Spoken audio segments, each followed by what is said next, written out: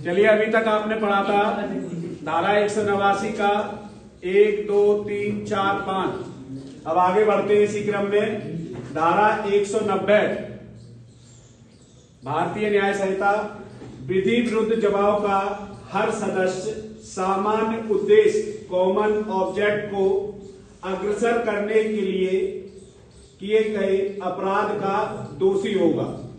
तो कह रहा है, पहले आप चाहें तो एक छोटा सा उदाहरण सुन लीजिएगा। अगर 6 लोग कहीं जाकर के अपने कॉमन इंटेंशन को पूरा करने के लिए ऐसे विधि विरुद्ध जमाव के सदस्य होते हुए उनमें से कोई एक किसी व्यक्ति की हत्या कर देता है, तो उन 6 को ऐसे ट्रीट किया जाएगा कि मानो प्रत्येक ने अकेले उस व्यक्ति की हत्या की है। अब आइए क्रम से देखते हैं।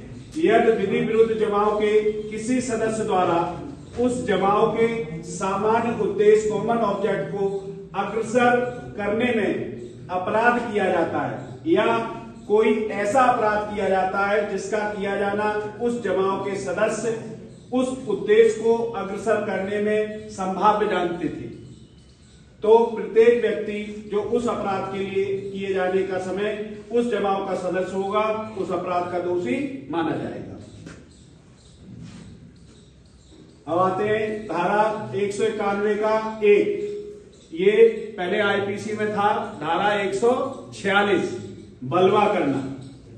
तो राइटिंग कहते हैं ना, राइट हो गया, हिंदू मुस्लिम राइट हो गया।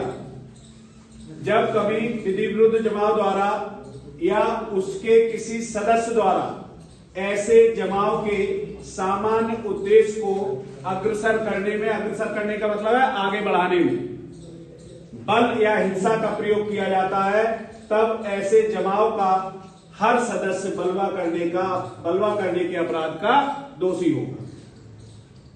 अब धारा 191 का 2 कह रही है, बलवा करने के लिए दंड। जो कोई बलवा करने का दोषी होगा उसे 2 साल की सजा, जुर्माना या दोनों से दंडित किया जाएगा। 191 की 3 कहती है, घातक आयुधों डेडली वेपन्स यानी कि खतरनाक हथियारों के से सज्जित होकर के बलवा करना।